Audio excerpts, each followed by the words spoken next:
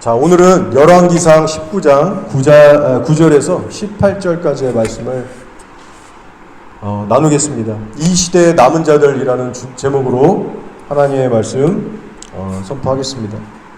네, 교도가실 텐데 제가 먼저 읽겠습니다. 엘리야가 그곳 굴에 들어가 거기서 머물더니 여호와의 말씀이 그에게 임하여 이르시되 엘리야야 내가 어찌하여 여기 있느냐.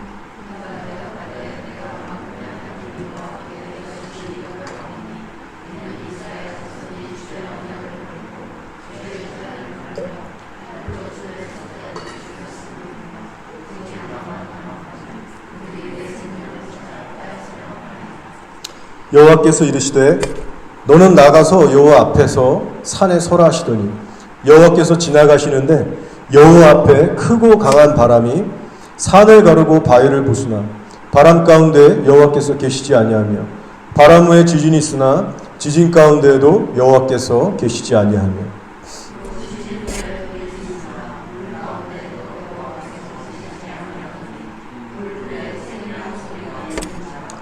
엘리야가 듣고 겉옷으로 얼굴을 가리고 나가 굴 어귀의 섬에 소리가 그에게 임하여 이르시되 엘리야야 내가 어찌하여 여기 있느냐.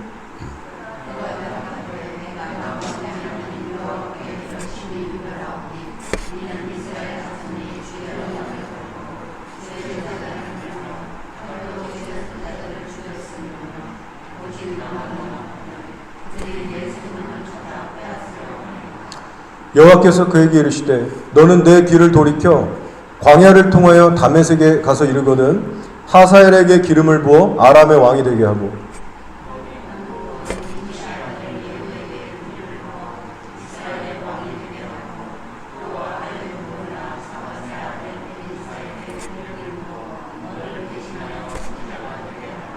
하사엘의 칼을 피하는 자를 예후가 죽일 것이요 예후의 칼을 피하는 자를 엘리사가 죽이리라.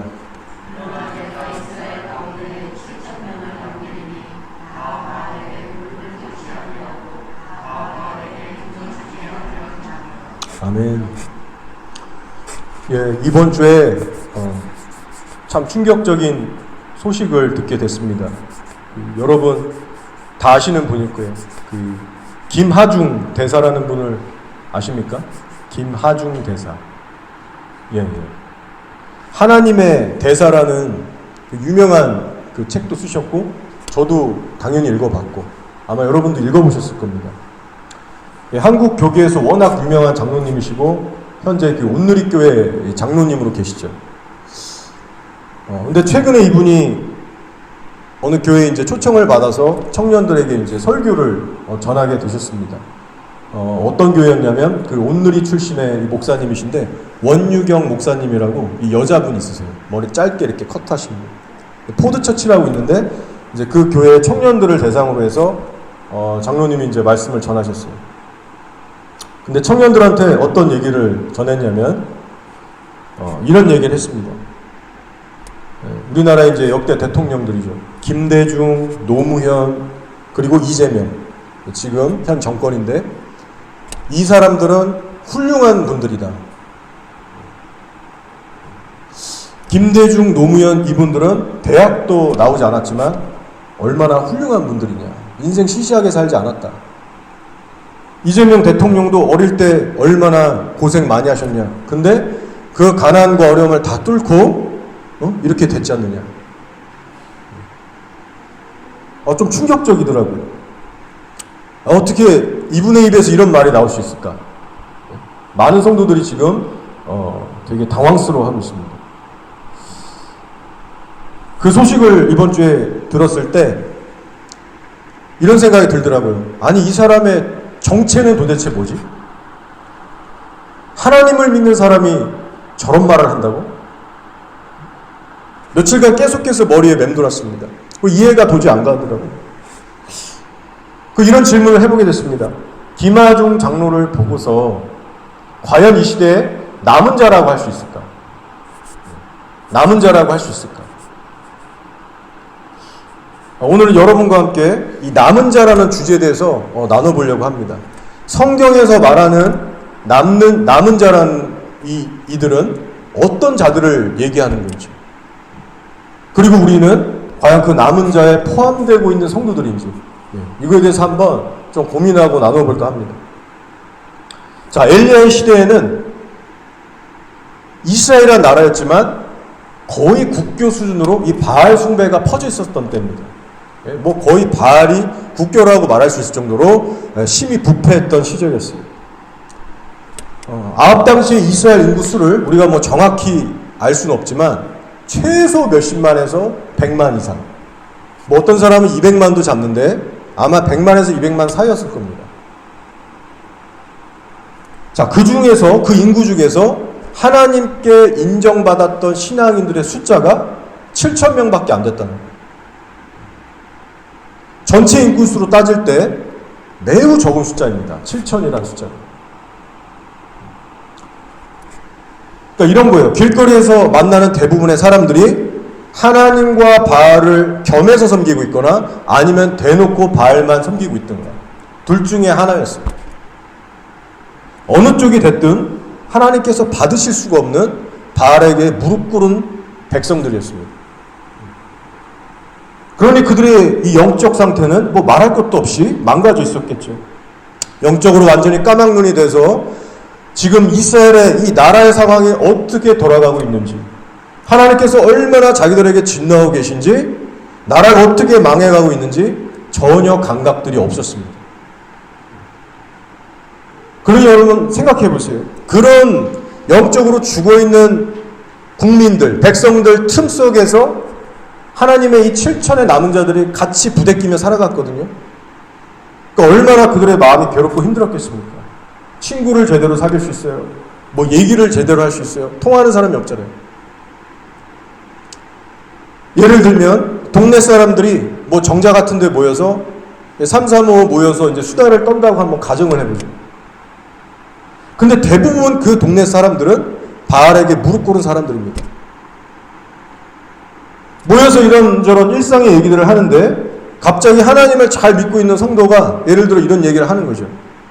갑자기 이 나라를 망치는 이 아합과 이세벨 정권 이야기를 시작하면서, 야, 이 정권 때문에 지금 우리나라가 망해가고 있다. 너희들은 어떻게 생각하냐? 지금 하나님의 심판이 지금 코앞에 떨어지고 있는데, 아, 나 진짜 답답해서 잠이 안 온다. 그러죠. 너희들은 어떻게 생각하냐? 갑자기 하나님의 사람이 생뚱맞게 이런 얘기를 하면 분위기가 여러분 어떻게 되겠습니까? 사람들이 공감을 전혀 못하고 분위기가 싸늘해지겠죠. 이상한 사람 취급받기 시작하면서 관계는 멀어지고, 심한 경우엔 아합 정권에 이제 오피스에다가 신고를 해서 불려가서 험한 꼴을 당할 수도 있습니다. 여러분, 요지는 뭐냐면요, 남은 자들의 생각이나 관심사 그리고 마음 상태, 이 삶을 살아가는 방식은 영적으로 죽어있는 자와는 확연히 구별된다는 거예요. 다르다는 거예요. 남아있는 자들의 정신 상태, 영적 상태, 말과 행동 다를 수밖에 없는 겁니다. 아시는 분도 계실 겁니다. 우리 기독교 유튜버들 중에 이 국대 떡볶이 이 김상현 대표라는 평신도가 있습니다. 이분은 온누리교회 성도세요. 근데 요즘 용기를 내서 목소리를 내고 있는 그런 성도입니다. 공산주의가 얼마나 악한 집단인지, 한국이 지금 얼마나 위기에 빠져가고 있는지, 근데 왜 목사님들은 침묵하고 있는지, 목사들이 공산주의에 대해서 성도들을 깨우지 않고 대적하지 않는 것은 심각한 죄다, 이런 얘기들을 하고 있는 그런 성도입니다. 최근에 한 영상이 올라와서 보게 됐어요. 무슨 내용인가 보니까 온누리교회 지금 현재 출석하고 있는 어느 한 청년 자매를 인터뷰하는 그 영상이 이제 올라오게 됐습니다. 내용을 들어보니까 이런 거예요. 온누리교회는 이 그룹들이 되게 많습니다. 청년부 예배 끝나면 소그룹들을 하는데 뭐 이렇게 그룹들이 많아요. 그 그룹들의 이제 오고 가는 청년들의 대화 내용을 들어보면 전부 이런 얘기뿐이라는 거예요. 먹고 사는 얘기, 뭐 어디 가서 뭐 놀러 간 얘기, 뭐 산 얘기, 그런 어떤 일상 얘기만 하다가 그 모임이 이제 맞춰지게 된다. 그렇게 일상의 얘기를 하고 헤어진다는 거예요. 그러니까 지금 나라가 어떻게 공산주의에게 점령당하고 있는지, 이런 위기의 상황에서 목사님들은 왜 침묵하고 있는지, 지금 교회들이 얼마나 정신을 못 차리고 그냥 살아가고 있는지, 이런 대화 주제를 꺼내는 청년들이 거의 없다시피 하다는 거예요. 거의. 그래서 답답해서 누군가가 이렇게 깨어있는 청년이 이제 나라 얘기 시작하고 이런 토픽들을 얘기하기 시작하면 분위기가 역시 쌓여진다는 겁니다. 왕따를 당하기 시작하고 이상한 사람 취급받는 거죠. 그래서 이 국대 떡볶이 김상현 성도가 보다 못해 너무 이제 참담하니까 온누리교회 목사님들 많지 않습니까? 숫자가 많아요. 목사님들한테 일일이 찾아가서 부탁했답니다.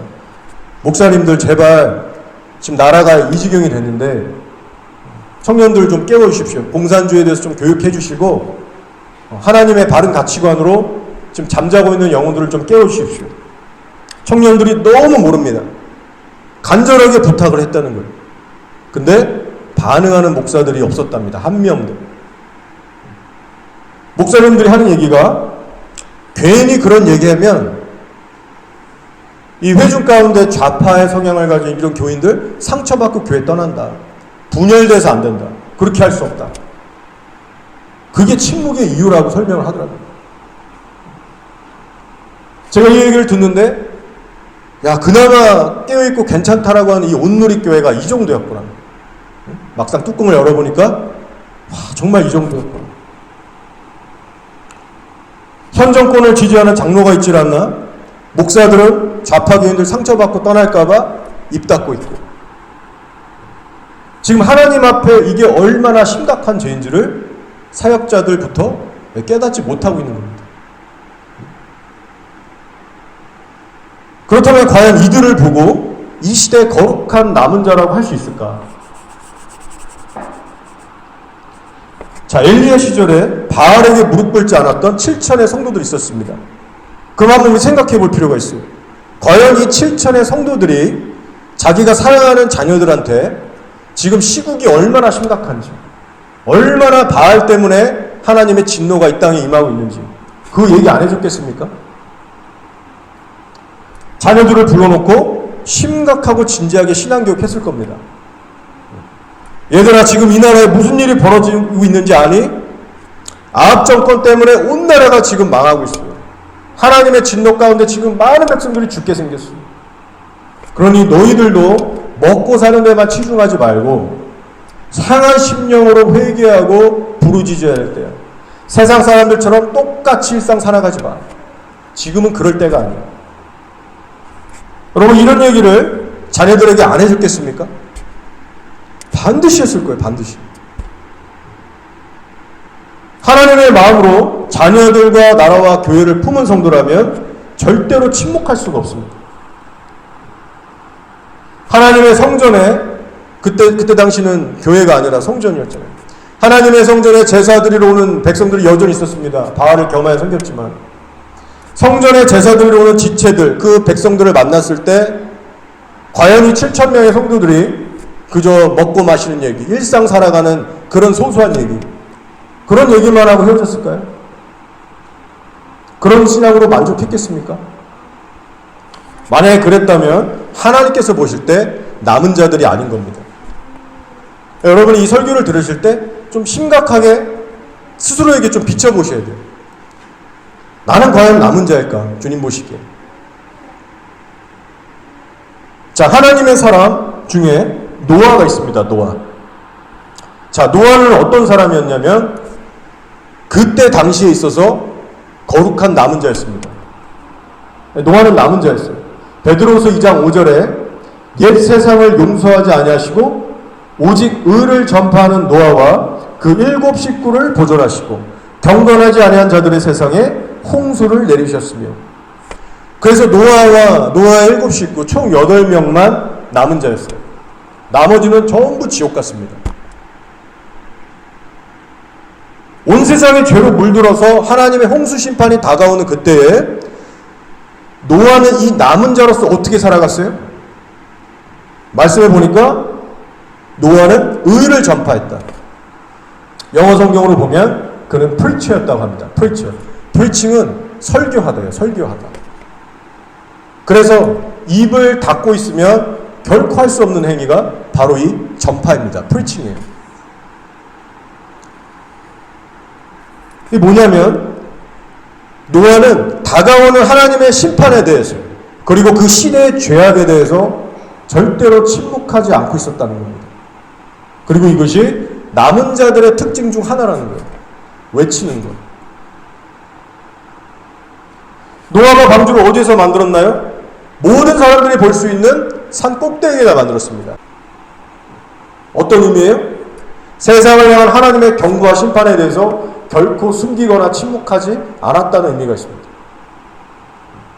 사람들이 오고 가며 물었을 겁니다. 당신 지금 수년간 뭘 그리 열심히 만들고 있습니까? 도대체 산 위에다가 뭐를 만들고 있어요? 노아는 많은 사람들을 만났을 거예요. 그때마다 침묵하지 않고 경고했을 겁니다. 지금 사람들의 죄가 관영해서 하나님께서 심판을 내리실 겁니다. 속히 회개하지 않고 주님께 돌아오지 않으면 다 망하게 될 겁니다. 죄로 인해 온 세계가 멸망할 겁니다. 하나님의 입술이 돼서 침묵하지 않았다는 거예요. 여러분, 이런 기준을 가지고서 우리 자신과 이 땅의 교회들을 살펴봐야 됩니다.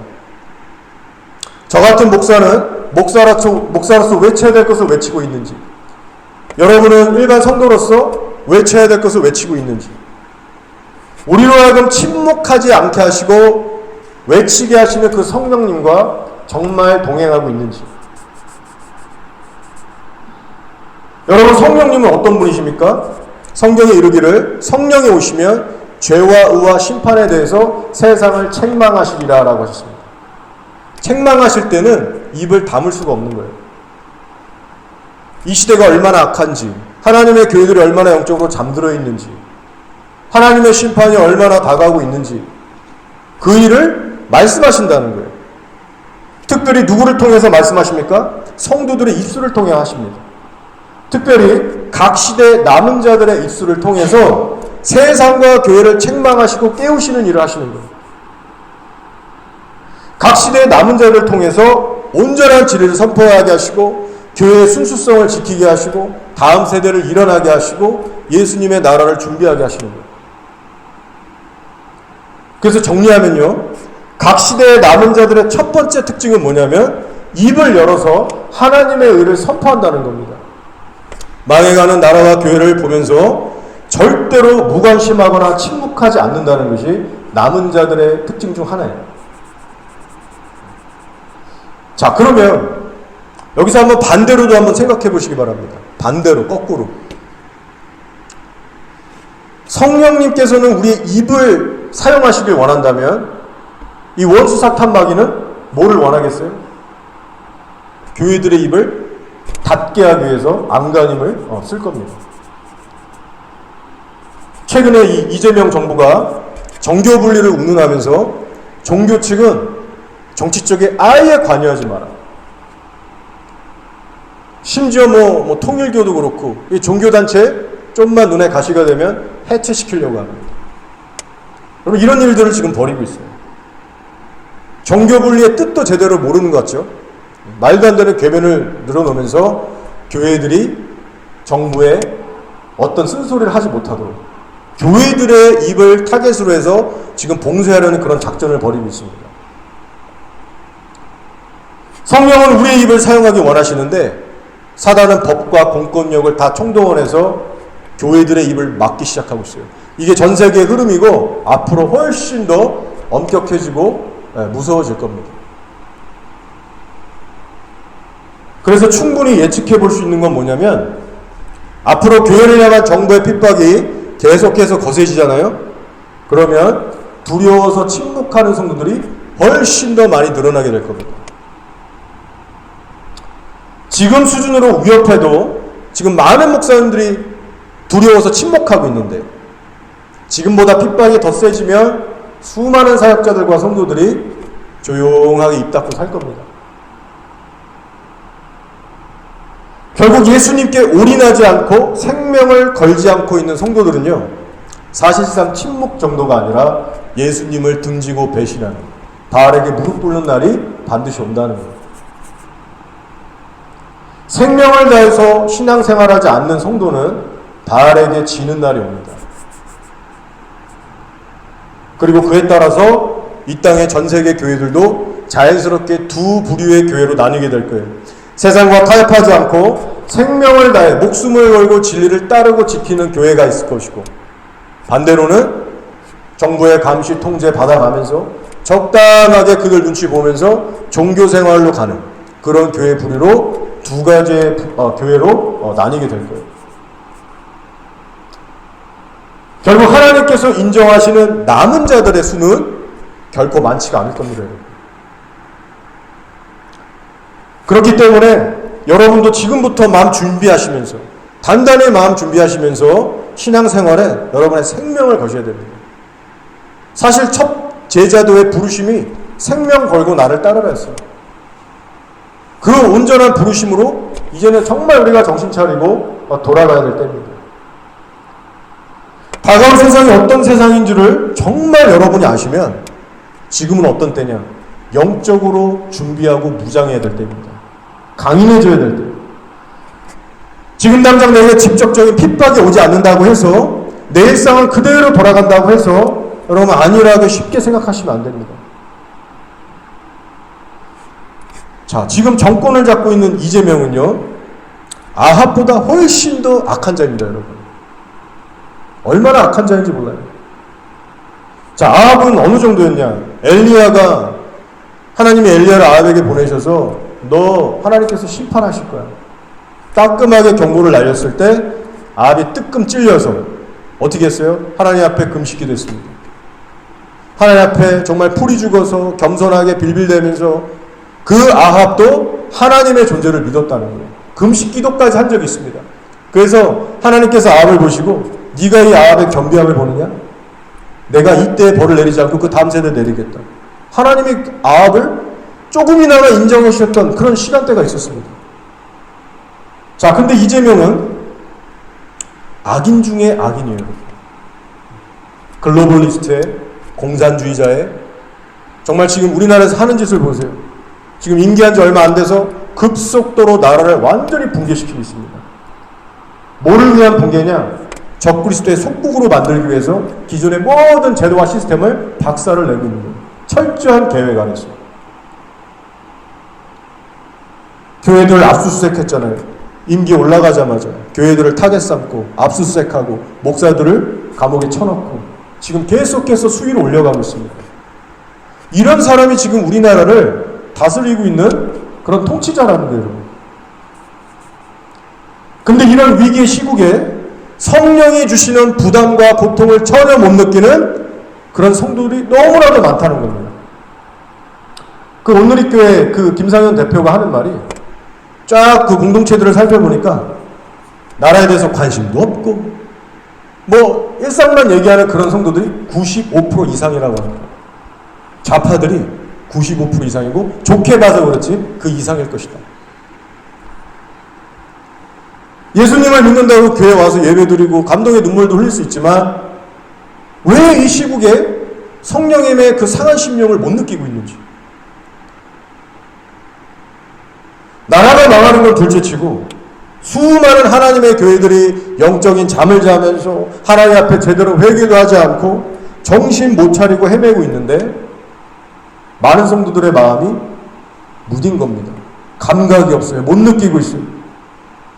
죽어가는 교회들을 보면서 괴로워하지 않습니다. 그냥 늘 살아왔던 대로 무던하게, 정말 더디게 그렇게 쳇바퀴처럼 살아가고 있어요. 여러분, 이건 뭘 의미하냐면 그만큼 지금 하나님과의 살아있는 관계가 없다는 반증입니다. 예수님의 이름은 믿지만 실상은 예수의 영으로 채워져 있지 않은 거예요. 예수의 영이 없고 예수님과 관계가 없기 때문에 교회들을 보고 나라를 볼 때 마음이 상하지 않는 겁니다. 하나님과의 관계가 없기 때문에 영적인 분별도 안 돼요. 분별이 안 되니 때에 맞는 진리를 외칠 수도 없어요. 하나님의 마음이 없기 때문에 간절한 기도도 안 나오는 거예요.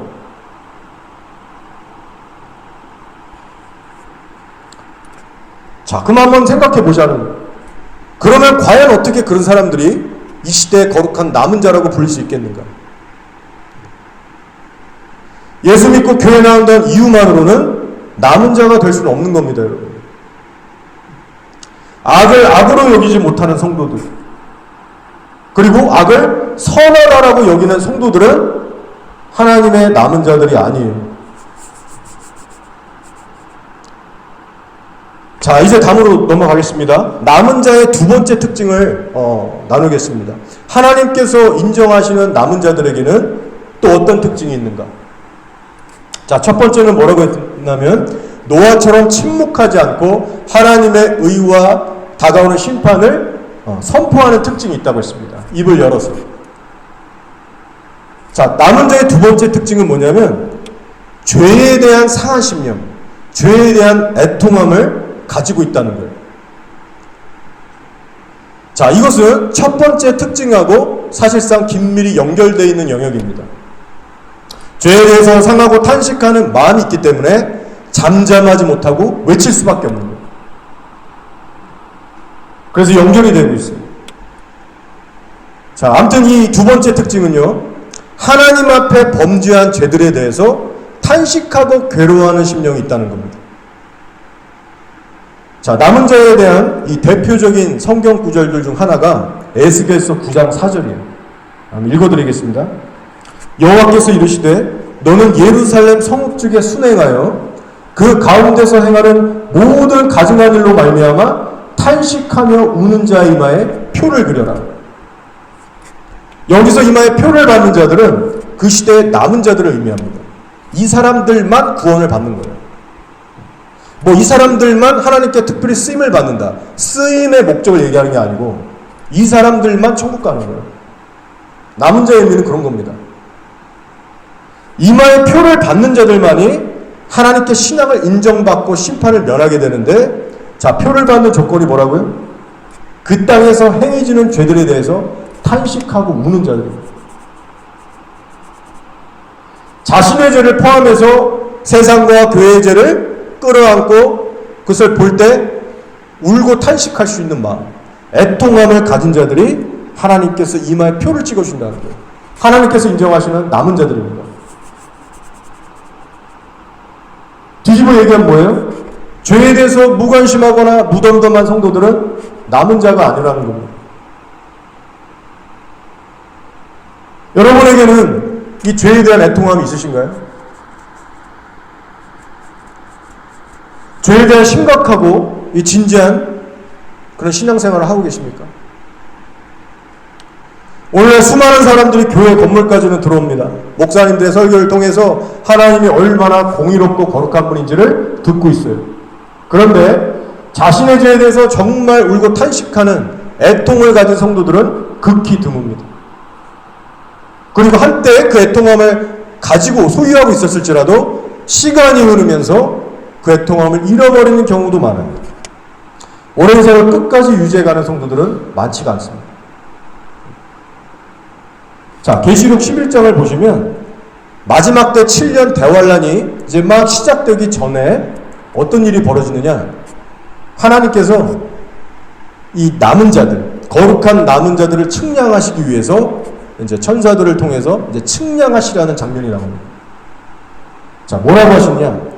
성전의 바깥 마당만 밟고 지나가는 자들은 측량하지 말고 버려두라. 그리고 오직 하나님의 성전과 제단과 그 안에서 경배하는 자들만 측량해라. 그들만이 나와 함께 할 것이다. 여러분, 이런 예언의 말씀이 있어요.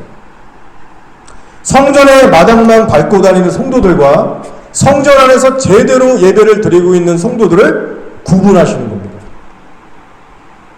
이 역시 남은 자에 관한 말씀이에요.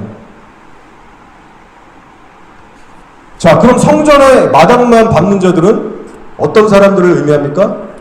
바로 번제단을 통과하지 못한 사람들입니다. 번제단.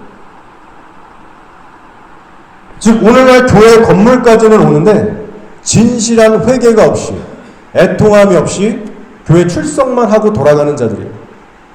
하나님을 예배한다고 하지만 죄에 대한 애통함이 없어요. 그리고 애통함이 없기 때문에 거룩한 삶으로 변화가 일어나지 않습니다. 항상 똑같은 수준에 머물게 되고 오히려 더 죄에 빠지기도 하죠.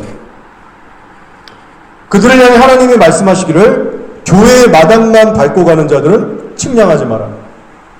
그들은 남은 자에 속하지 않는다. 세상에게 짓밟히도록 내버려두라.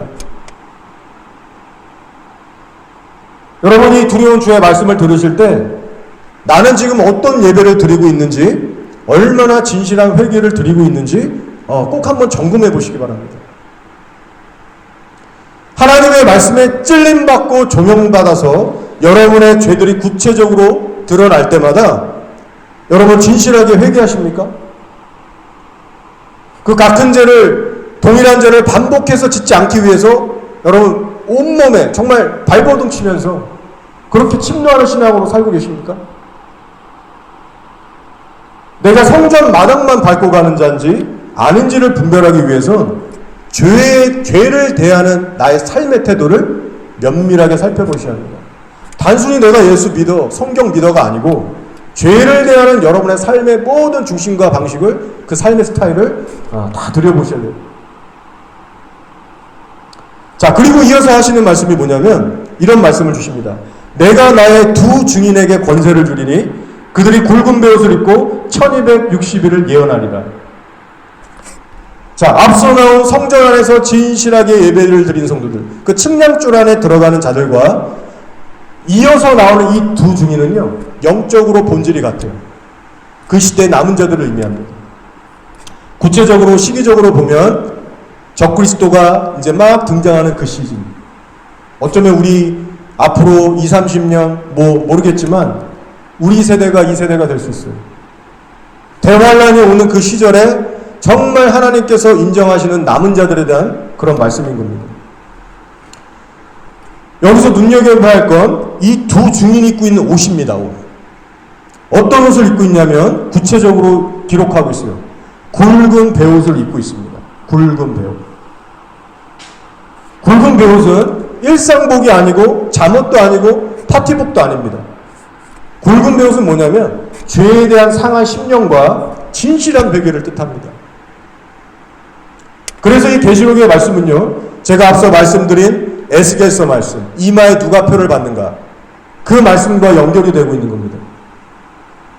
이마에 표를 받는 자들은 그 땅에 행해지는 죄들에 대해서 슬피 울며 탄식하는 자고, 마찬가지로 계시록에서 얘기하는 측량줄에 들어가는 온전한 성도들 역시 굵은 베옷을 입고 죄에 대해서 애통하는 자들이라는 거예요. 똑같은 얘기를 성경이 하고 있는 겁니다.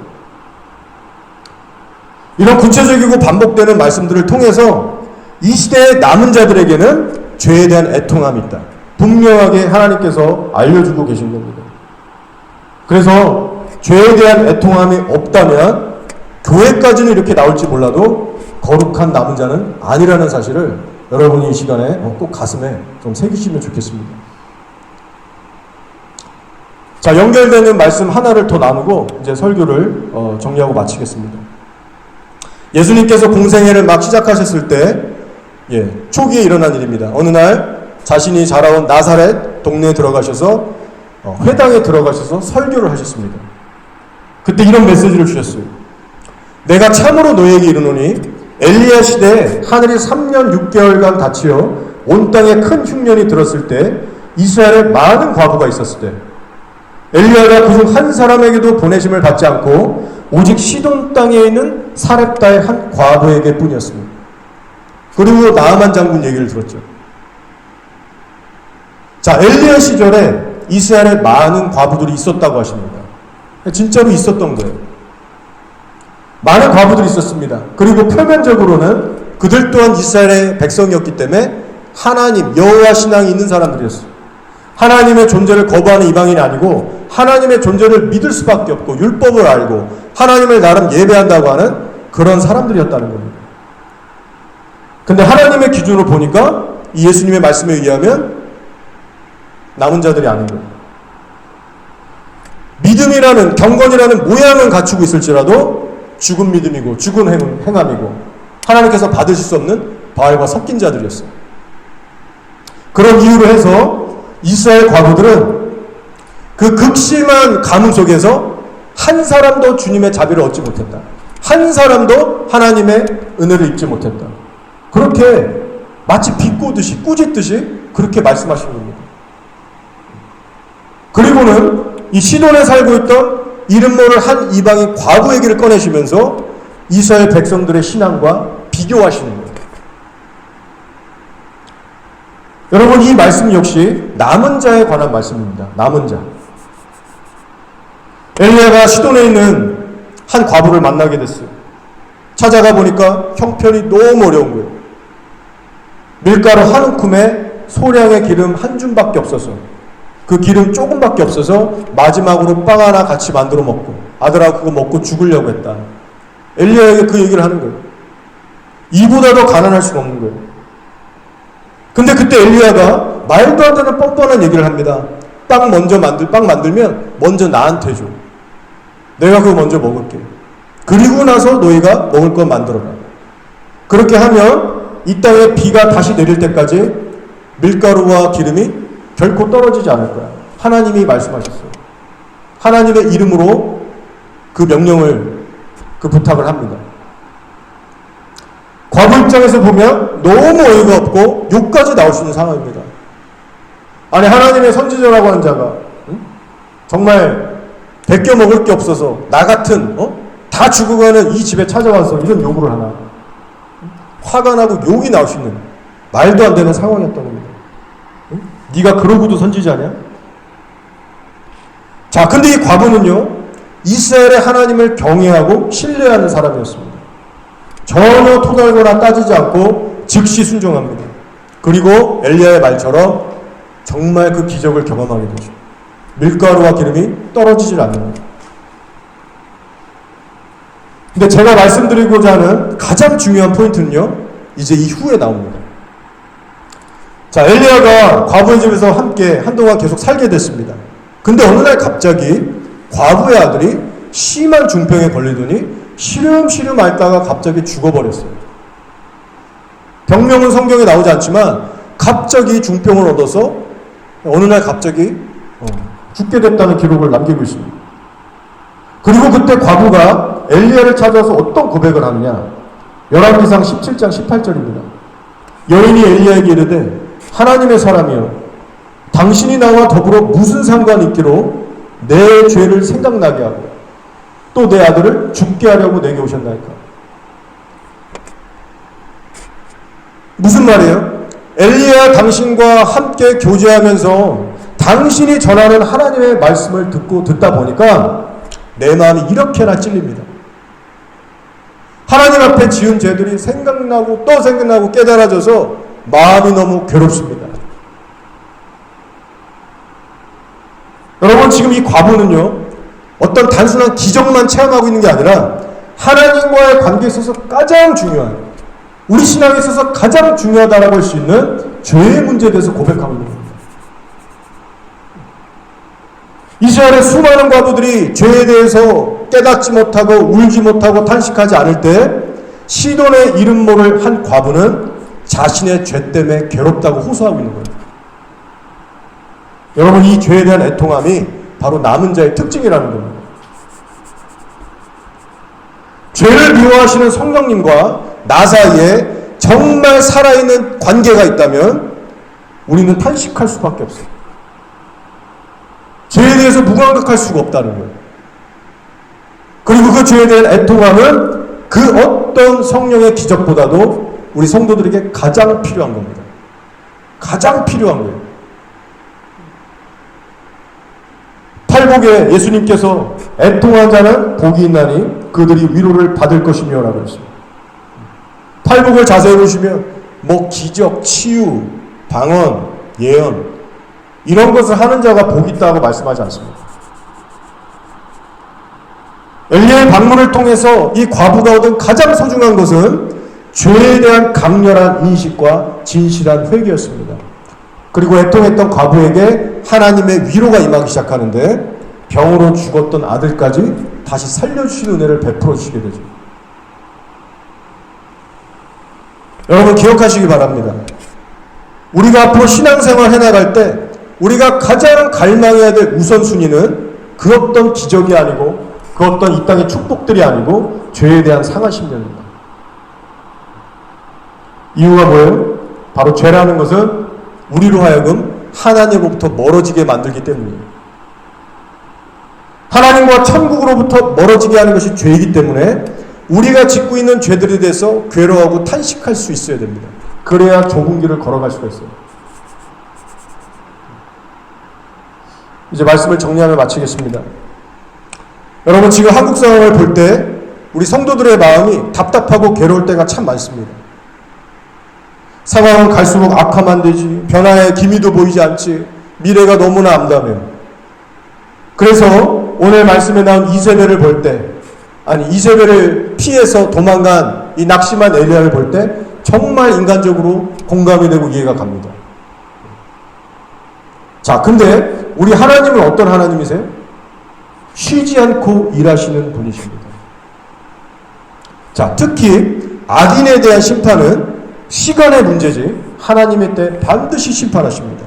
이 땅에서 이루시지 않으면 지옥에서 이루실 거예요. 반드시 하나님은 심판하십니다. 엘리야에게 뭐라고 하셨어요?